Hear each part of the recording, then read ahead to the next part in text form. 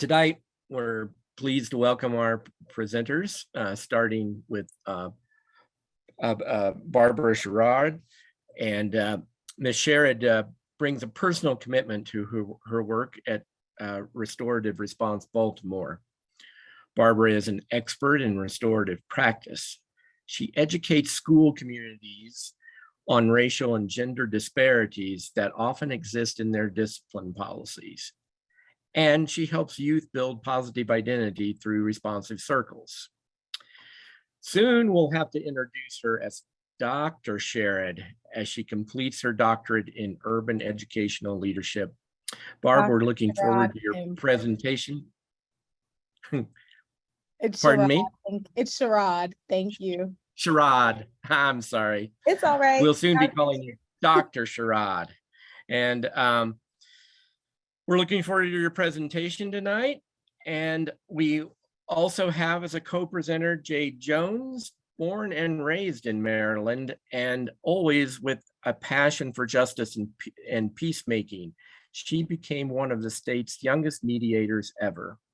She has extensive experience in conflict management. So Barb and Jade, take it away.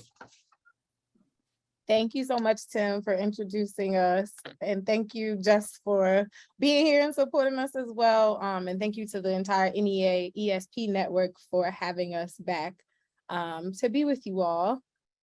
And thank you all for, I know, it's the summertime and it's an evening and it's nice out. Well, it's nice here in Baltimore. I hope it's nice where you are. But we greatly appreciate you for coming and spending your evening or early or late afternoon, wherever you are with us.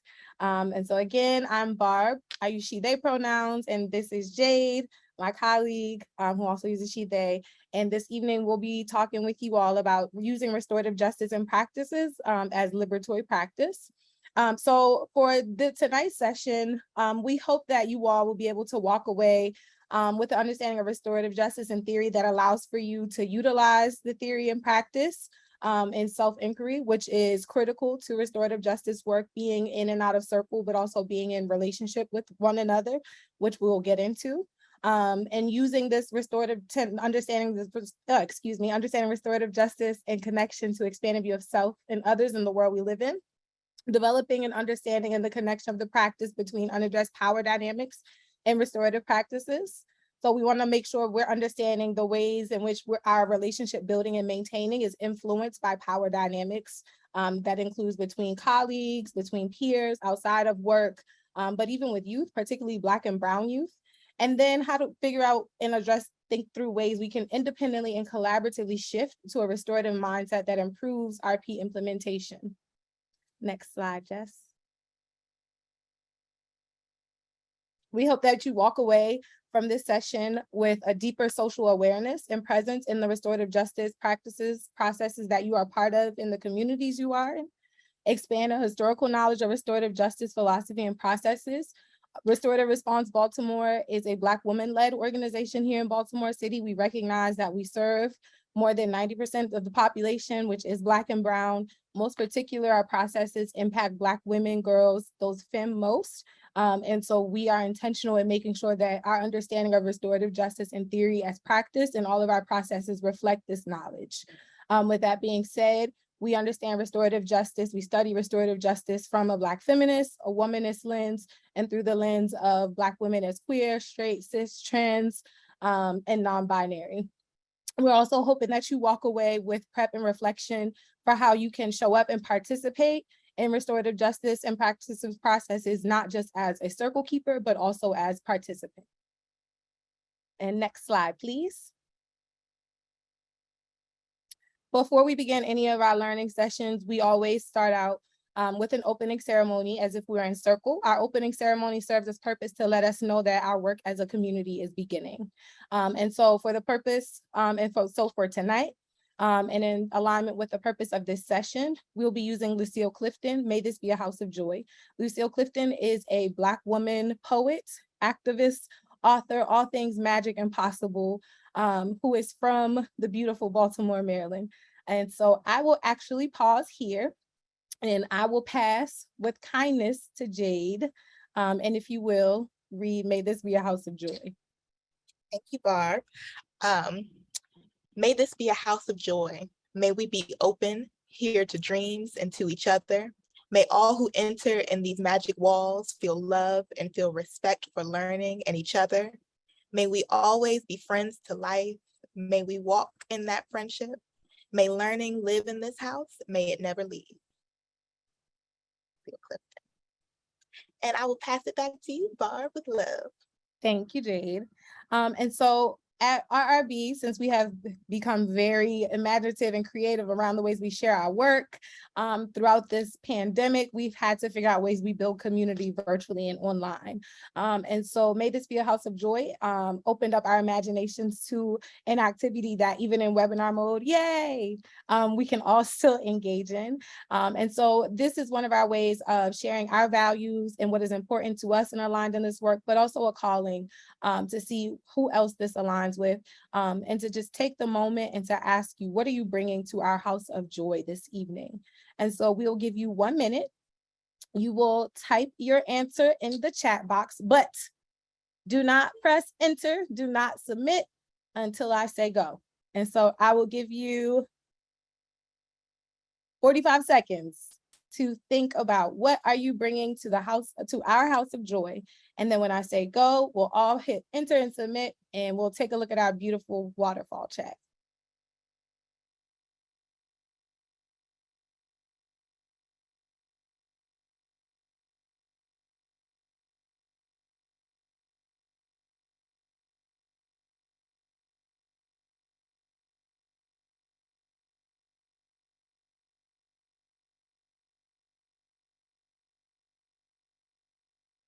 No pressure, but 5 seconds. And on 3, 2, 1, and hit enter. Beautiful. All right, let's see. Eager to learn, respect, openness, sense of belonging, interest and knowledge and need to support our students. A lot of questions, respect, self-advocacy, love for restorative justice and healing, enjoyment, soul, spirituality, open heart and mind, open mind and desire to do better, echo of respect, the heart for learning, peace, positive attitude, bringing the desire to learn more and be here for you all, knowledge, positive energy, echo and respect, echoing knowledge. Wonderful. These are all things that we'll need in our house of joy. And so we appreciate that. And we also add as facilitators, the ones that we have placed on the screen: openness, vulnerability, love, respect, learning, sense of belonging. And so these are values, practices that we as facilitators, as circle keepers at Restorative Response Baltimore strive to commit to everyday modeling in our circles and outside of circles and even in our spaces for learning. And so we hope that we'll model that with you all, model these all with you this evening. Thank you, Jess. Next slide, please. And so the first piece of restorative justice is recognizing, especially in regard to your cultural roots, is understanding where does restorative justice and practices start for you and for you all. And for us at Restorative Response Baltimore and those of us individually, we recognize the roots of restorative justice and practices into First Nations, Indigenous, and those of the African Indigenous diaspora. And so you'll see here we have the imagery of Ubuntu, I am because we are. And so we always call in for participants and those who are interested, those emerging circle keepers, to take the time to find the roots. A piece of successful restorative justice and practices implementation is contingent upon understanding the historical context of all parties and all institutions involved. And so before moving on and getting deeper, recognizing the roots of restorative justice and practices regarding the African and First Nations Indigenous diasporas are critical and key to respecting those who have come before us and those who are here now laying down more groundwork for this work. Next slide, Jess. More particularly in understanding the ways in which restorative justice and practices has always been present within the African diaspora, and through our studying of Black womanist and feminist texts, we have found ring shouts to be a model and imagery of what we understand restorative justice to be. And we'll go deeper as we move throughout. And so for those who are not familiar with ring shouts are a tradition that were brought over from West Africa over into what we call, right, the New World. And is a ritual from the enslaved Africans. And the ring shouts were a mix of rich cultures, traditions, songs. They were used for religious purpose, for celebration, for mourning, for planning, for community, just gathering. The ring shouts, when they were brought here to the New World, they were given a new name. They were called hush harbors.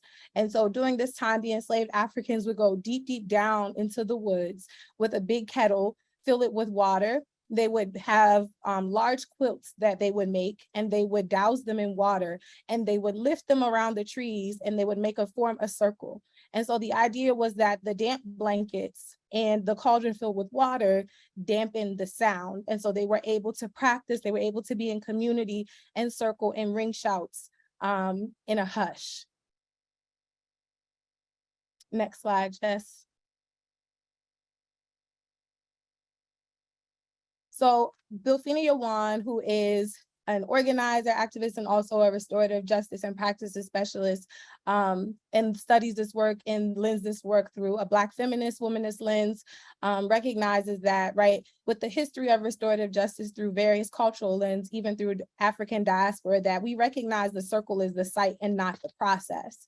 And so even in being able to take the practices and the strategies for community building through dance, through song, through various forms of communication, embody restorative justice as theory and practice.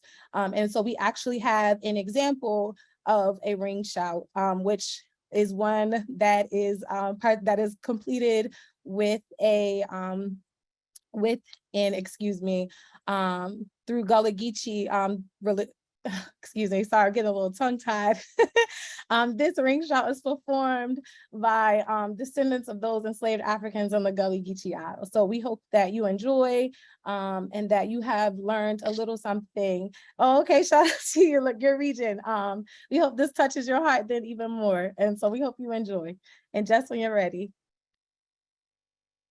All out of the old car. So me anywhere, Lord, and that old field. So me anywhere, Lord, and that old field. So me anywhere, Lord, and that old field. So me anywhere, Lord, and that old field. Don't care where you throw me, and that old field. Left cane people on me, and that old field. Don't care how you do me, and that old field. Left cane people kill me, and that old field. Throw me anywhere, Lord, and that old field. Throw me anywhere, Lord, and that old field. You may be bang me, and that old field. Left cane people slay me, and that old field. You may be bang me, and that old field. Left cane people slay me, and that old field. Throw me anywhere, Lord, and that old field. Throw me anywhere, Lord, and that old field. Don't care how you treat me, and that old field. Can't Jesus meet me, and that old field. Throw me anywhere, Lord, and that old field. Throw me anywhere, Lord, and that old field. Don't care how you treat me, and that old field. Can't Jesus meet me, and that old field. You may be beside me, and that old field. Can't Jesus make me, and that old field. Throw me anywhere, Lord, and that old field. Throw me anywhere, Lord, and that old field. Throw me anywhere, Lord, and that old field. Throw me anywhere, Lord, and that old field. Throw me anywhere, Lord, and that old field. So while we wait for the next slide to pop up, which holds it goes deeper into what ring shouts consist of. And so in our study and learning and looking for the history of ring shouts, we found that the process for ring shouts are identical and aligned with the restorative justice processes that we use for circles, right, for community building. And so the idea, right, that we are sitting in a circle without any barriers. So we don't have, right, and so we're ideally when we come together, we're sitting in chairs or maybe we're sitting on floors but there aren't any obstacles, right, that are in our way. There's a caller. And so just like when we come together in circle, there's a circle keeper who is in charge of the talking piece and taking care of the centerpiece and ensuring that everyone a part of the circle has been seen and listened to and recognized. Those who are right, we have participants. And so here in the ring shouts, we have shouters, and there's a particular way that they all come together. And then even more getting into the stylistics, right, for ring shout specifically. So each shouter would create a style of shouting all their own, right? And so recognizing that circle participants show up as their best natural selves, and everyone shows up in different spaces. Exactly, Sheila, right? An opportunity to free yourself, to be your best natural self. And we'll even get into our definition of restorative justice and practices. Exactly, like the cipher. This is restorative justice and practices, the processes that come with this. This is not new. We have been doing this. We just have a name for it now, or there's a new name for it. And this is right, this process, right? The whole purpose of this is to recognize that even in the formal ways that we have created, right, spaces for us to learn about restorative justice and practices, it is just as intimate and informal. And next slide, Jess. So with Restorative Response Baltimore, we recognize restorative justice and practices through various lenses and through various definitions. And so we have multiple of our own. The first one that we use comes from my time as our restorative practices specialist, which we recognize that restorative practices is a community sustaining framework that encourages conversation, connection, and community building with oneself and others. This understanding of restorative justice and practices is rooted in mutual accountability.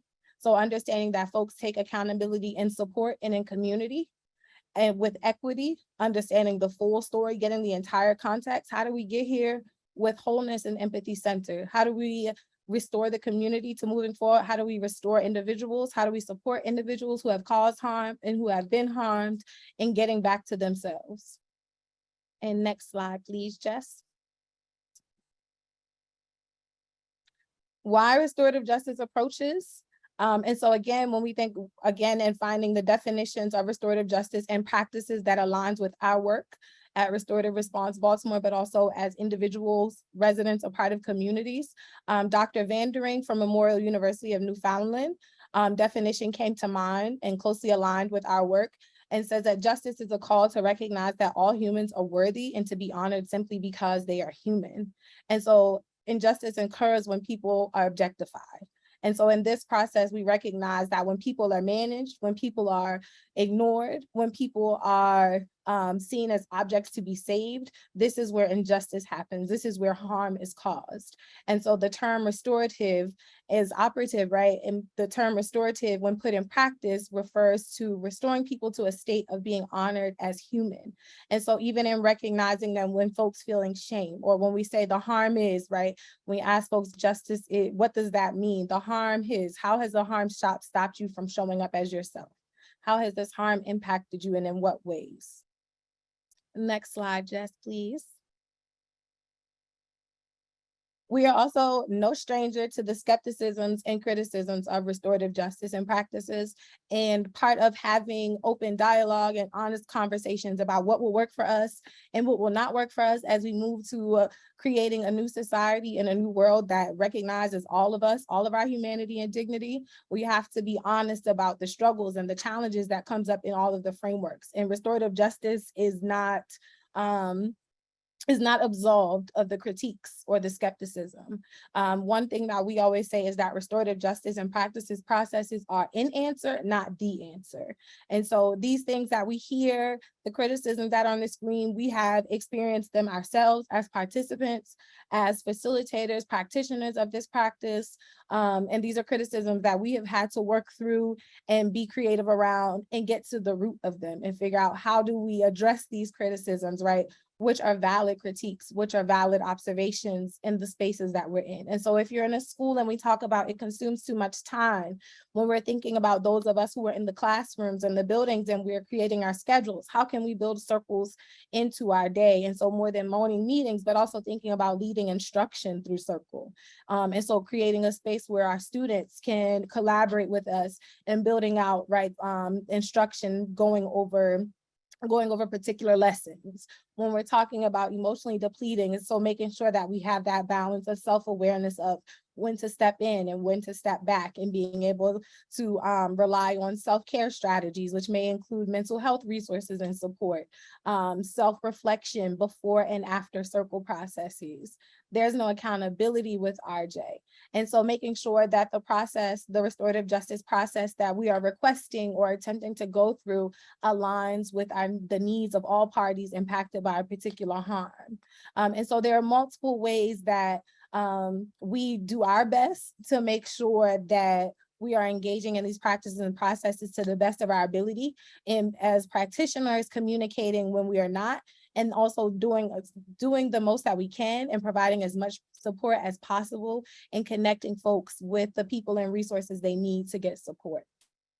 And before we move on, talking through agreement points are not checked or followed, making sure that we have participants and circle keepers, or that we have circle keepers and practitioners who are not overwhelmed and who have support, and who will also collaborate with participants within circle processes to follow through with the agreement points. And so again, driving home the point of shared accountability and responsibility. The idea that people harmed need to endure unfair treatment for participating in RJ.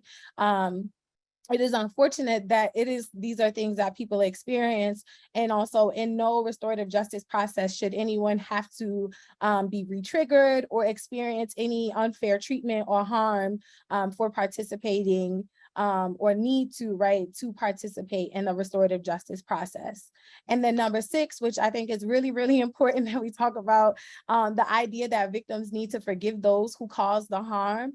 One thing about restorative justice processes that is across the board is that no RJ process can take place until the person who has caused harm has taken accountability and has acknowledged the harm that they have caused. And even with that, recognizing that folks who have caused harm may not be remorseful. And for those who have been harmed and have been victim, who have experienced violence or any type of victimization, are not obligated to forgive anyone who caused them harm in the process. The process is about finding out how they got there, those gaps, how we fill in those gaps moving forward as a community, and ensuring that they do not happen, doing our best to make sure that that does not happen again. But under no circumstances is anyone in the process obligated to forgive or apologize.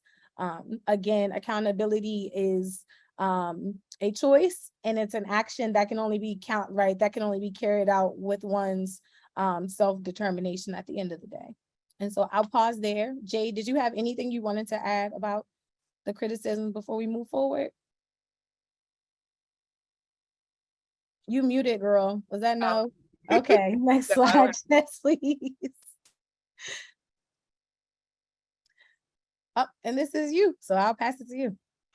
All right. So a restorative justice or responsive process is a framework for addressing conflict that brings people together who have been harmed with people who have caused harm, and often their respective communities and support networks, to determine how to make a situation right and ideally prevent it from happening again. Next slide, please. So at Restorative Response Baltimore, we offer community conferencing as one of our responsive processes. A community conference is a voluntary process that includes everyone involved in a crime or a conflict and their respective support networks. A trained, invested facilitator brings everyone together, providing the space for all to have a voice and collectively decide how to make things right. Participants have the chance to heal and learn from the incident, and everyone decides how to be accountable to one another. An invested facilitator is a facilitator who is committed to the well-being of everyone participating in a conference. Next slide, please. So invested facilitation is It might be a new concept. It definitely was a new concept to me when I first started with RRB.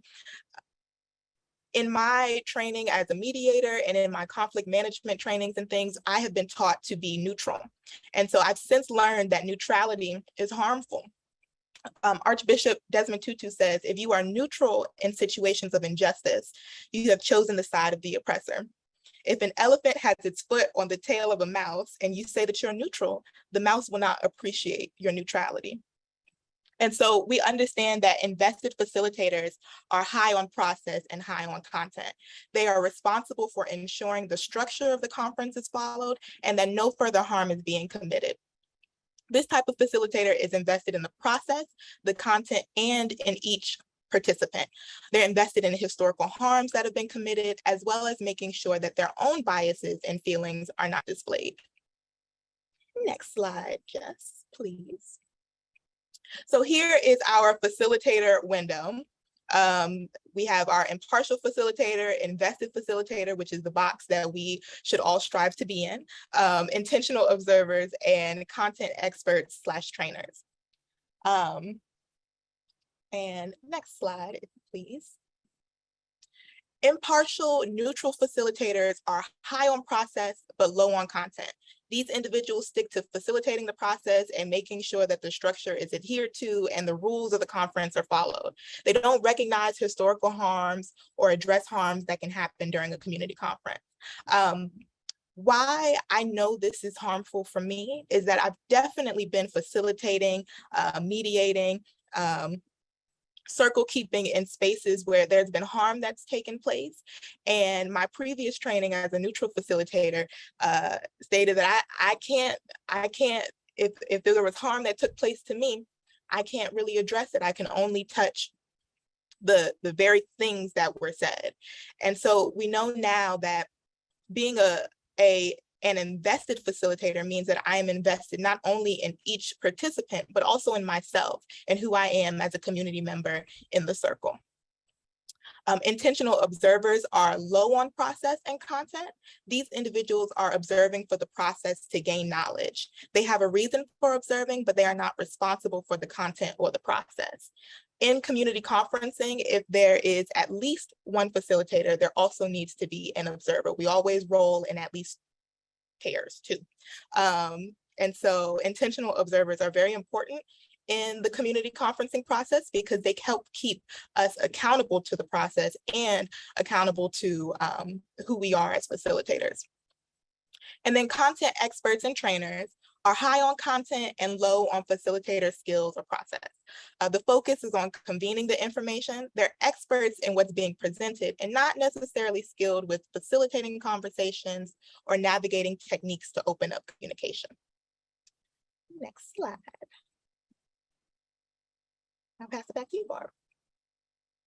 Thank you, Jade. And so with invested facilitation, we can see how that lends in, right, to understanding and making those historical connections of why it's important to understand where people have come from, right, how it lends to situations at hand, and how it can open up the solutions, possibilities of rectifying situations.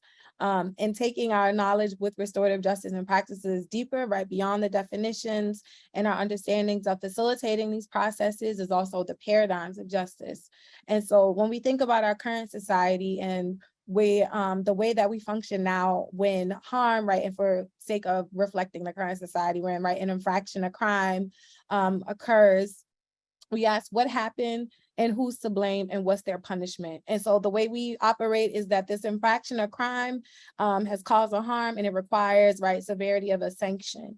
And so I think about if a person steals a TV, and right, we'll say what happened, who's to blame, the person stole TV, and then we're going to send them to jail. We charge them for stealing of that right property that has this monetary value. And so what is the process then, right? This person now, right, is incarcerated and they have spent time in prison and then they come home. So what happens when a person returns home from incarceration? And then feel free to put it in the chat. What happens when a person returns home from incarceration?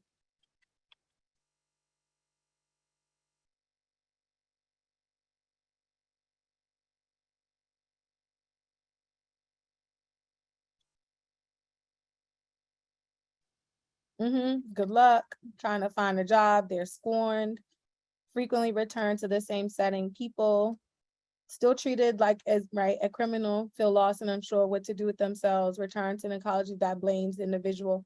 Yep, exactly. Right. And so it's like this big red A. And so in our society, when people do things that are outside of the status quo, right, that do things outside of our rules and regulations, right, there's now a big A on them. And so even in these processes, right, and so a lot, right, so for some of us, right, who are new to the way the world works, we recognize this as white supremacist, capitalist, imperialist patriarchy. And this also shows up in the ways that we create community and build institutions for students with learning. And so we have talked about over the years for the school to prison pipeline, but we're not always exact about the ways that the school to prison pipeline, right, this replication of society functions with our children, right, like not being able to vote. And so basically in our society now, when we cause harm, when you do it, right, when you do a crime, you become your behavior, right, is you are fixed. You are known as the person who steals. You are known as the person who robs, who takes things, right? You are known as a murderer.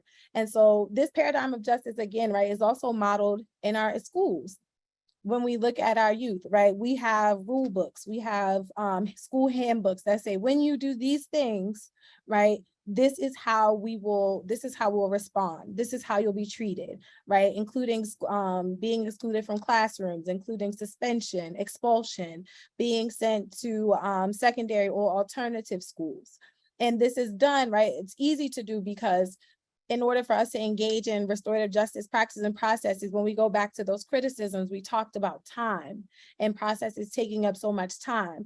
In our society, we rely on judges, politicians, police, right? The president, we rely on different government entities as well as rule books, right?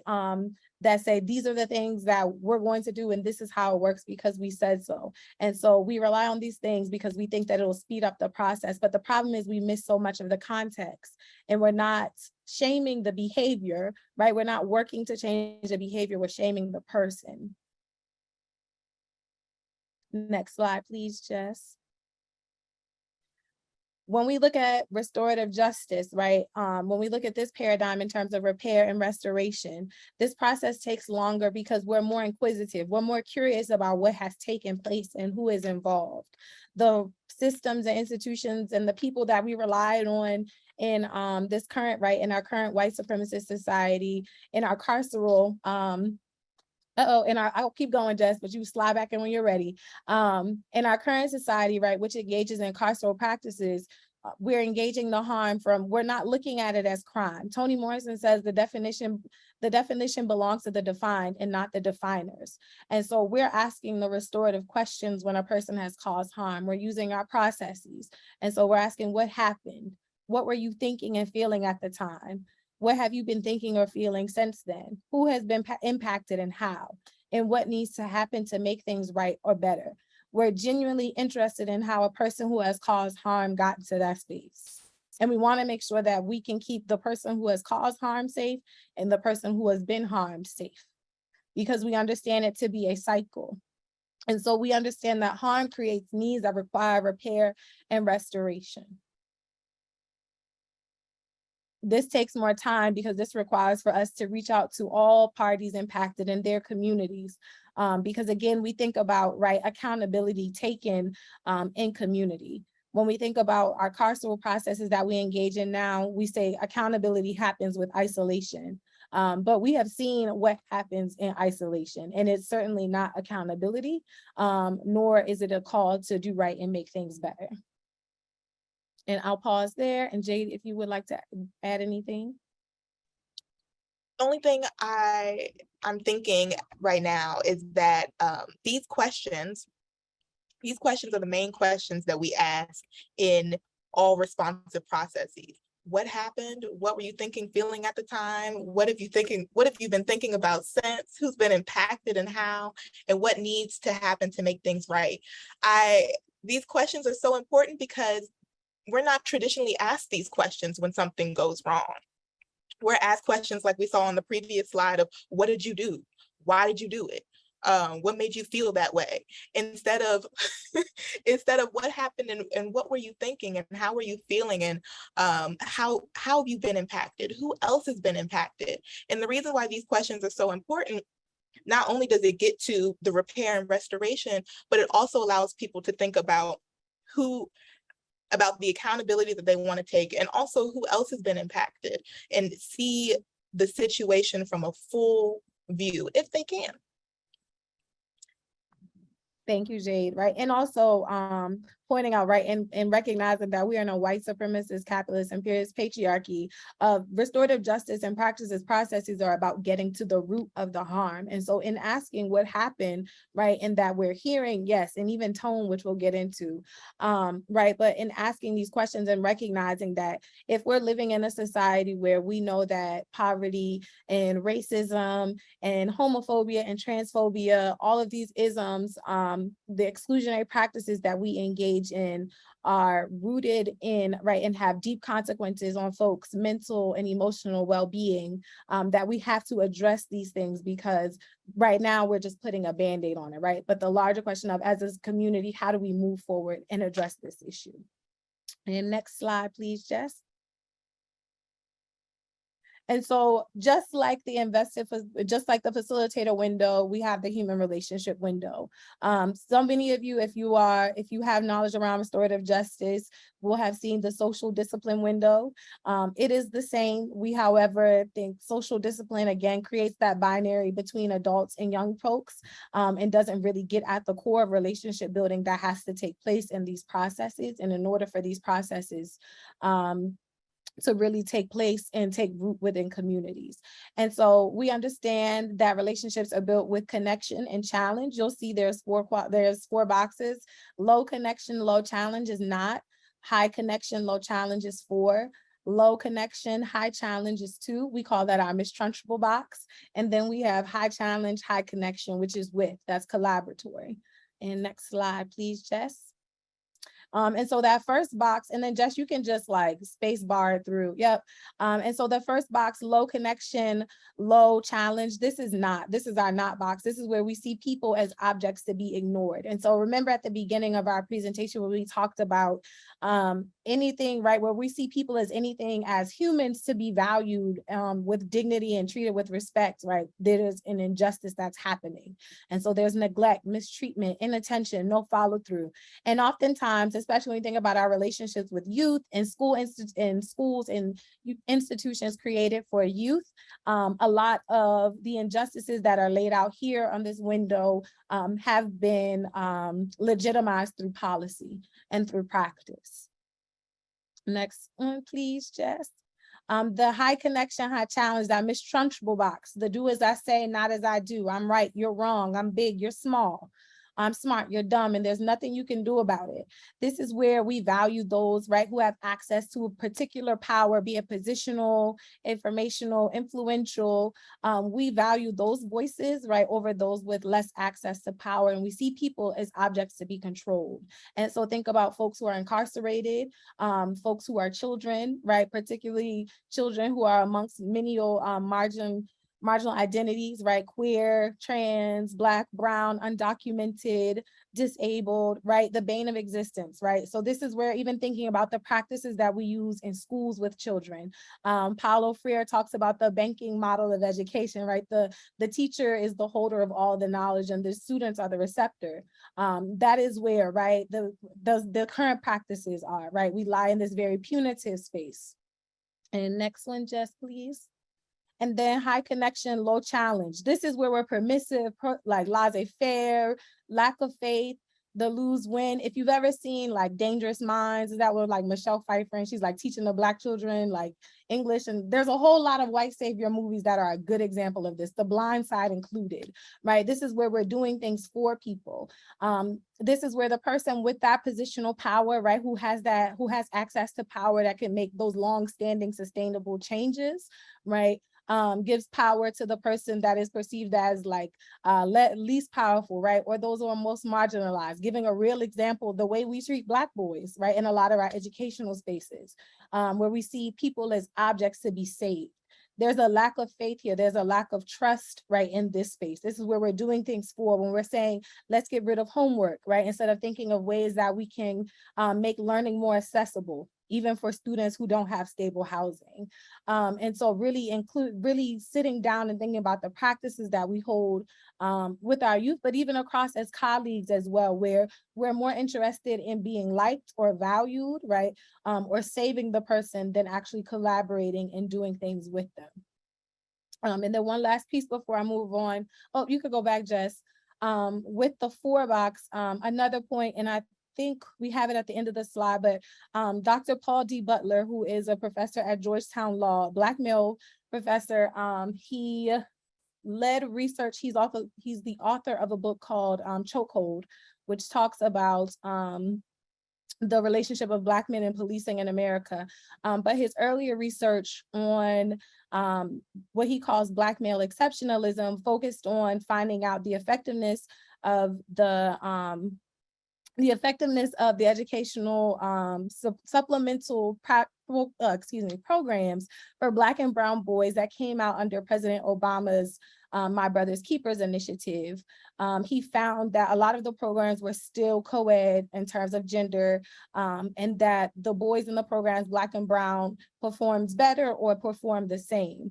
But one of his main points of his research was that we have to be careful with the idea of needing to save Black men and Black boys, or the trickle down effect on treating Black boys and Black and brown boys and men well, because the idea that drives this is that Black and brown boys are not human and need to be taught how to be human. And so being in the 4-box, the idea that we need to save Black and brown boys is a dangerous spot, and injustice also occurs there as it lends into victim blaming and helplessness, which we'll also get into. And next slide. And then finally, the with box, right? The high challenge, high connection. This is where all parties are seen and valued with dignity and respect, and every interaction is seen as collaboration. Next slide, please, Jess. And then you can space bar through, right? And so these are the negatives, right? In reality, this is, again, right, when we're thinking about what does a human relationship window look like? Community violence, mass incarceration, discipline disproportionality, right? Which is a result of, right, the ways in which prisons are functioning. That is also replicated in our schools. Our schools currently support majority Black and brown students, right? Abuse could be physical, emotional, mental, financial. Next slide, please.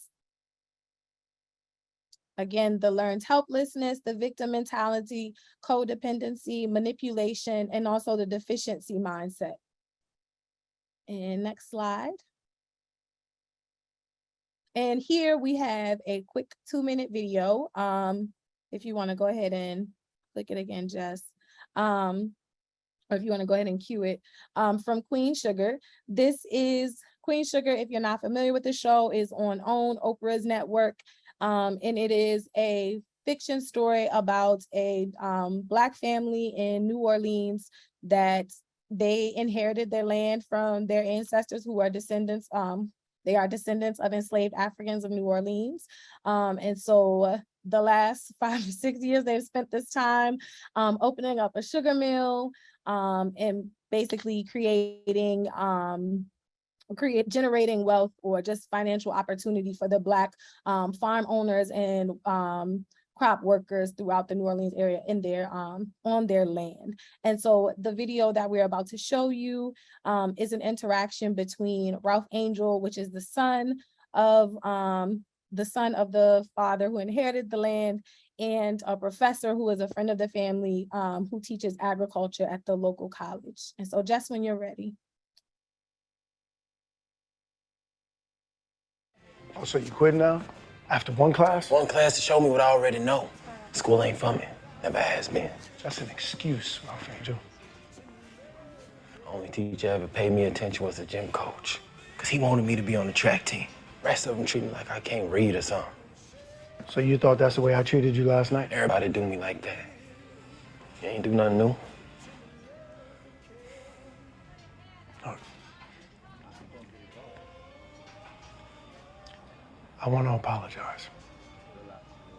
for making you feel small. And I mean that sincerely, and I hope you hear that. Because you're not small, Ralph Angel. Man, you got a big heart, you got a big spirit, you got a big brain. But you also got a big case of luggage that you're carrying around with you everywhere you go. And that makes everything feel heavier than it needs to be. Now, we all gotta carry it sometimes. Hell, most of the time, actually. But brother, you should know, when you're with me, you can put that down. Because I just want what's best for you. And I never mean you any harm. And look here, if you can't put it down, let me know that too. And I'll carry it with you. Because I know you do the same thing for me. Let's see how long you last. While you're hiding from yourself. Love you, boy.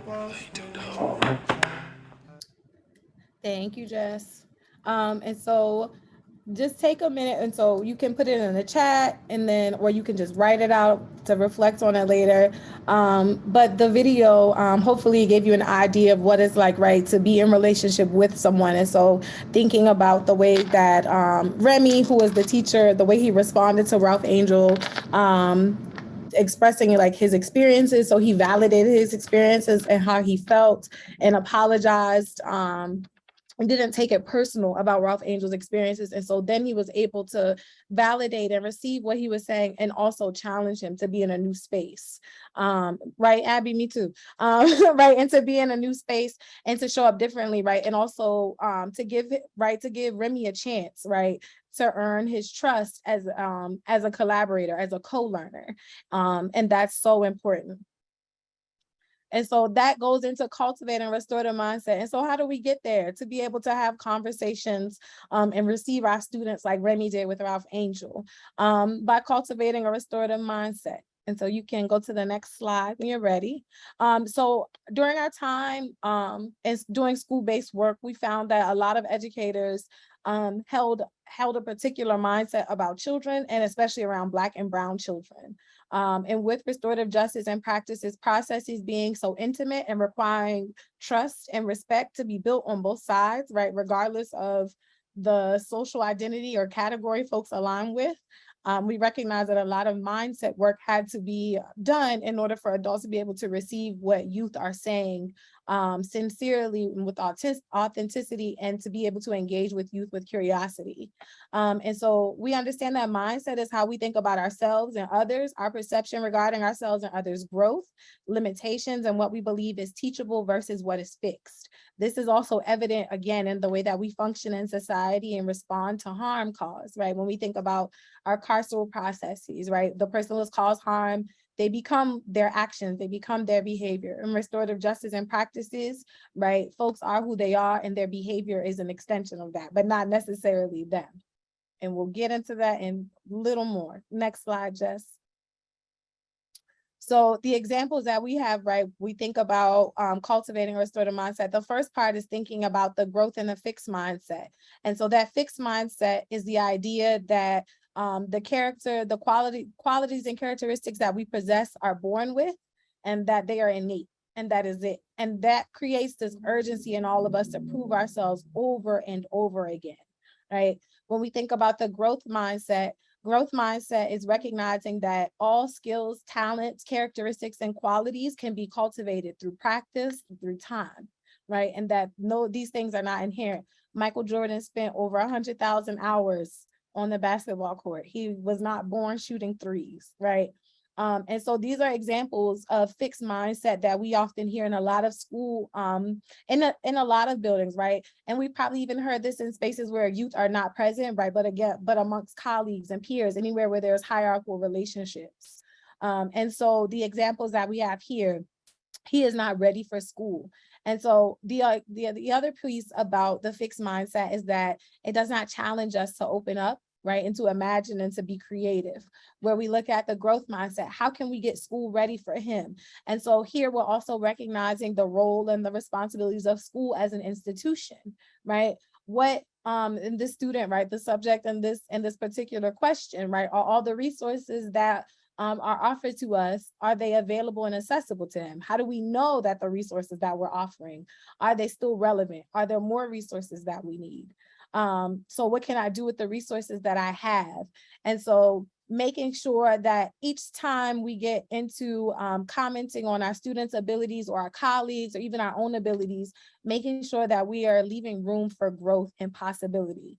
And the author, the creator of this image I love so much, they put a quote at the bottom of, when a flower doesn't bloom, you fix the environment in which it grows, not the flower. And so something that we say within our organization as Black caretakers, raising Black children, is that we are preparing the world for our children.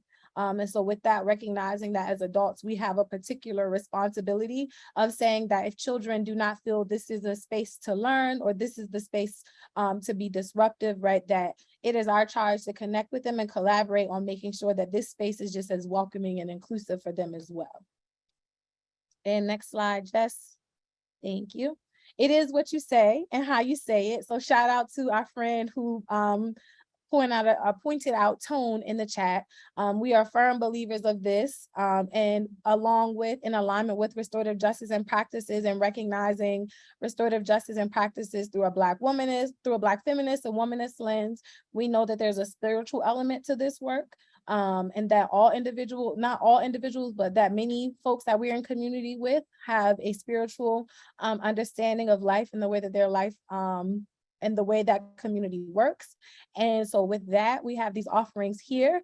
So from Yasir Khadid, the tongue is but a small, soft flesh, yet it is capable of breaking the strongest bonds and destroying the most powerful of relationships. How many of us have said things that we wish we could take back? I know I have. Right? Proverbs 12:18, there is one whose rash words are like sword thrusts, but the tongue of the wise brings healing. How many of us are fast to rage and say things that they don't mean? I have done that before, right?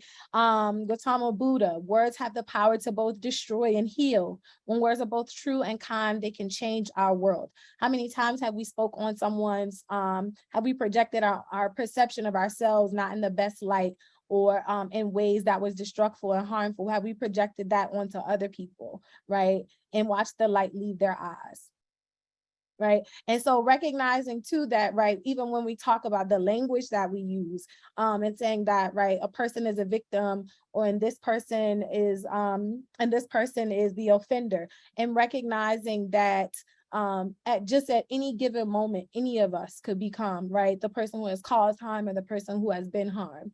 And that doesn't absolve us of accountability, but instead challenges us to be able to extend grace.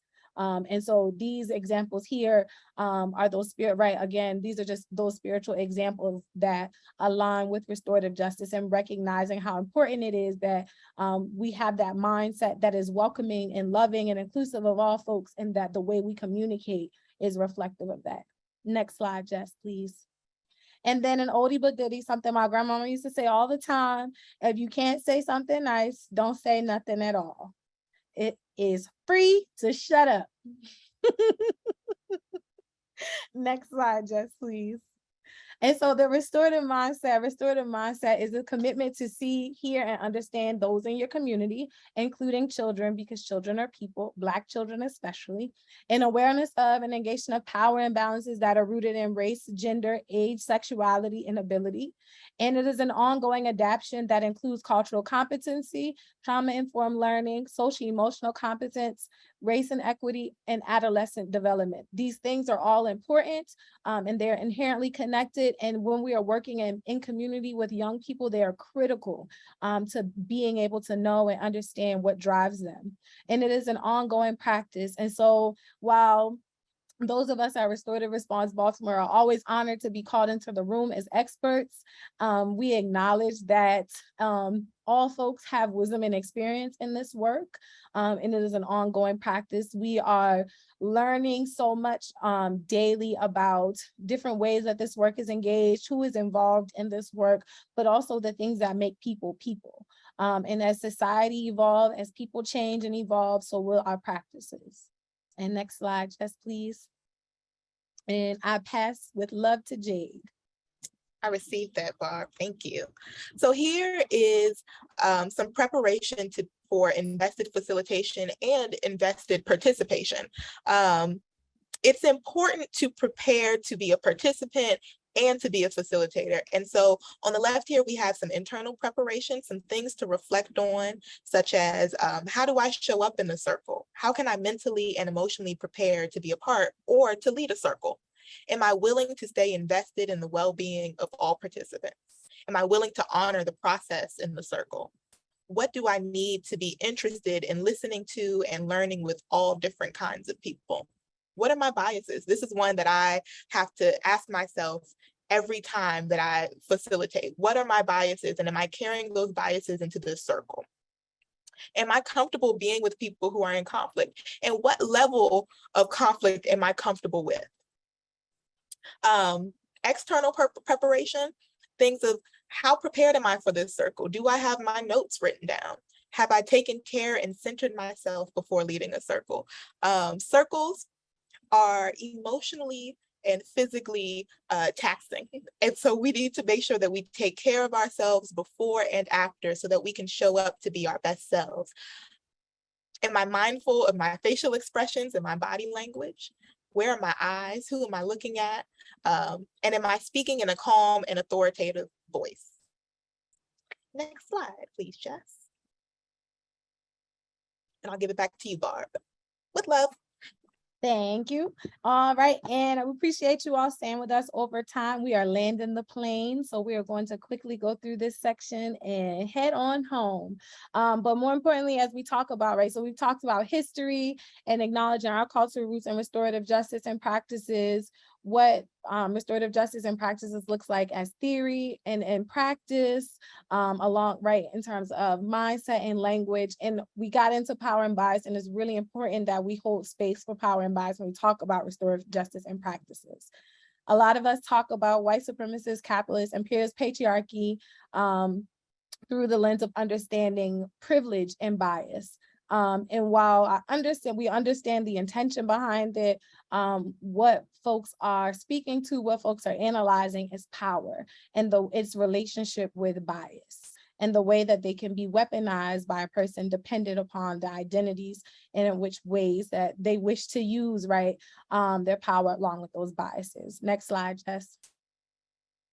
And so Mary Ellen Flannery, in When Implicit Bias Shapes Teacher Expectations, the role of implicit biases, research found that whether or not a teacher believes in his or her students and expects them to succeed has been shown to affect how well that student does in schools, right? And so basically we think about our human relationship window, right? The more value, the more we see, right, potential in someone, the more we invest our energy and our time into them. And recognizing that teachers' energy and work in deciding if which students were worthy of investment in time, race was one of the factors for that, right? And so it's critical that all educators, and not just white educators, because white supremacy, capitalism, imperialist patriarchy is not just about skin color. It is a set of ideas, values, and beliefs. And even folks who are engaged in capitalism in various ways subscribe to white supremacist, capitalist, imperialist patriarchy as a political party. And so recognizing that racial bias plays into a factor of how we perceive someone's value or worth, down to Black children. Next slide, please. And so here we have two definitions of power. One is first through Weber as a sociologist. And so recognizing power is the ability to exercise one's will over others, and knowing that power affects more than personal relationships, but it also shapes social groups, professional organizations, and governments. And so I hope folks are asking the questions of how does power shape the United States government, and how does that influence how we all interact in our everyday lives? And also recognizing that a government's power is not necessarily limited to control of its own citizens. And so here's where we think about the folks in DC who have been fighting for statehood. When we think about the folks in Puerto Rico and in Guam, right, who are not states and who are under the colonial right, who are under colonial regime, right, who are under settler colonial standards of the United States government. Right, and thinking about all of the Caribbean, West Indian countries who are under similar rule by the UK. Next slide. And the second piece, we understand power by way of Mother Octavia Butler, author of Parable of the Sower. Octavia Butler is a Black woman feminist, science fiction writer. She puts Stephen King to shame. She is the mother of science fiction, Afrofuturism.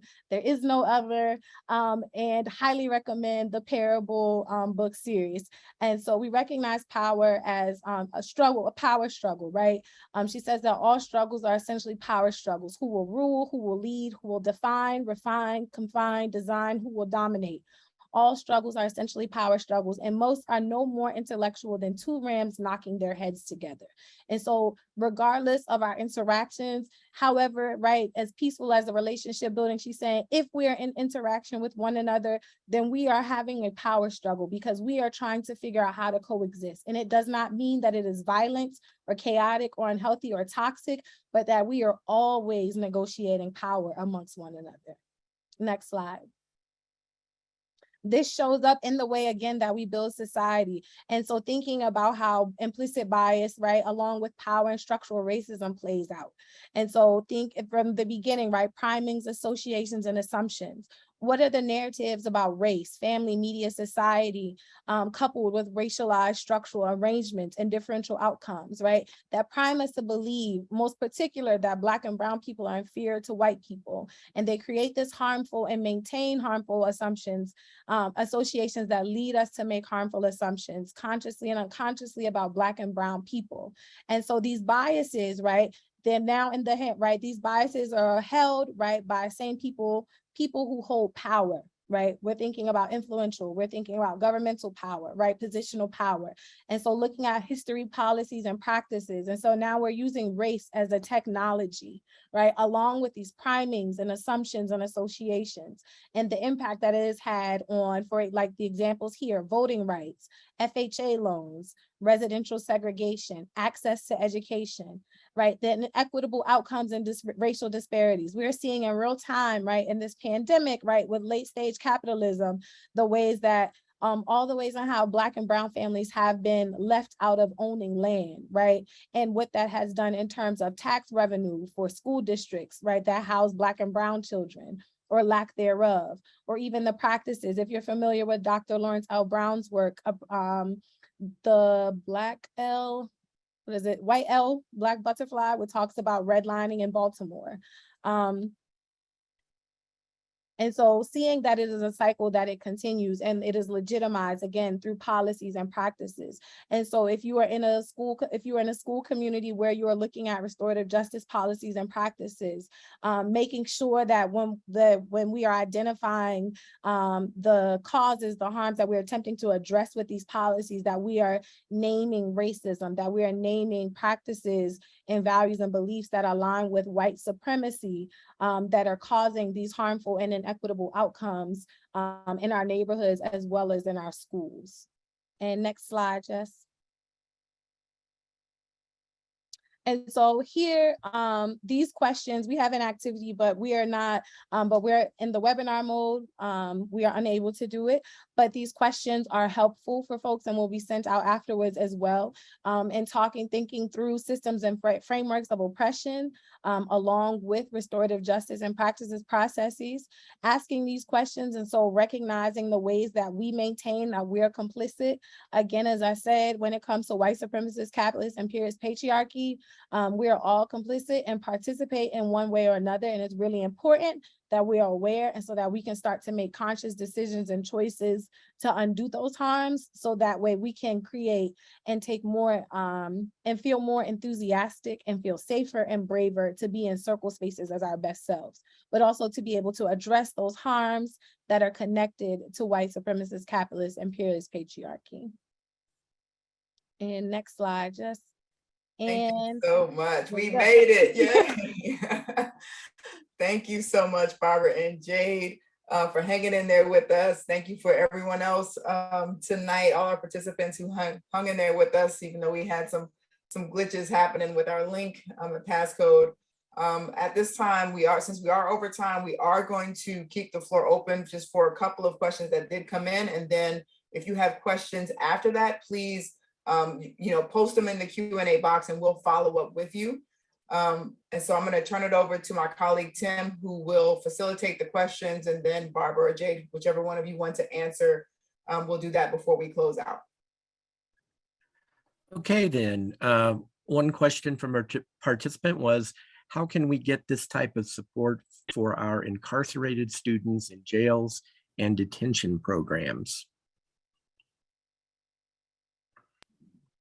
The best place I would say to start is to look or reach out to, if you know any organizations or folks in your community that do abolitionist work, organizing, or like just support incarcerated individuals, and see what work they're doing and see if they're already tapped into a restorative justice organization.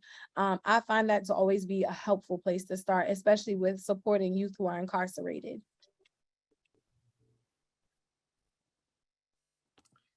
Okay, then. Great, thank you. And finally, our focus with this webinar series are education support professionals, paraeducators, school secretaries and administration support, bus drivers, food service, custodians, health and student services, technical services, skilled trades and security services.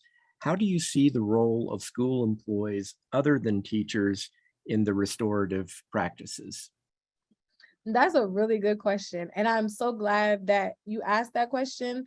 And so as the RJ practitioner of our organization that's charged with school-based work, I am very much so the custodians, the bus drivers, the lunch ladies, right? The folks who work in the cafeteria, the paraprofessionals, the one-to-one aides, is the head, right? Contrary to popular belief, alongside of administration. And so to me, I am very adamant that this is work not just for teachers, but it is for the entire school community. We even hold workshops and trainings for caregivers, because this work is not to be done, right? It's not just simply on the teachers or school admin, it's the responsibility of the entire school community. And everyone does a little, so nobody does a lot. And we want to make sure that each person that our youth interacts with are interacting with them with the restorative justice framework. Well, thank you so much.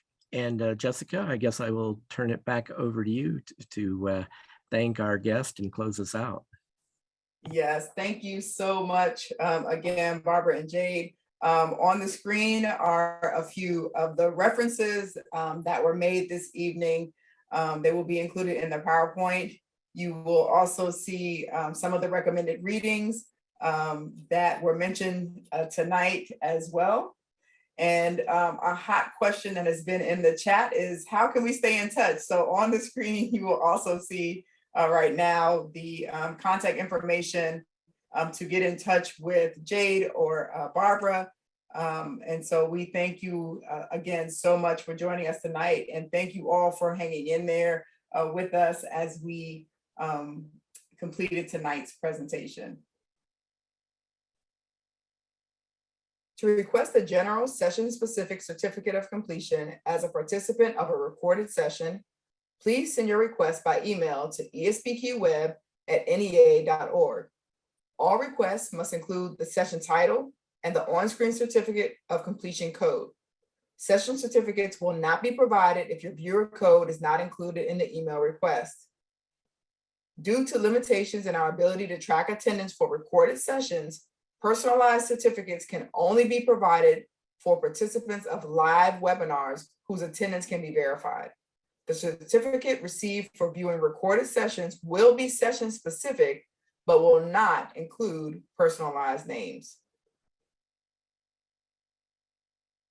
So on behalf of the Center for Professional Excellence in Student Learning's NEA ESP Quality Department, I would once again like to thank our presenter, Barbara Sherrod and Jade Jones from Restorative Response Baltimore for tonight's presentation, and thank all of you for participating in tonight's session. Please stay safe, stay healthy, and good night from the NEA ESP Quality Department.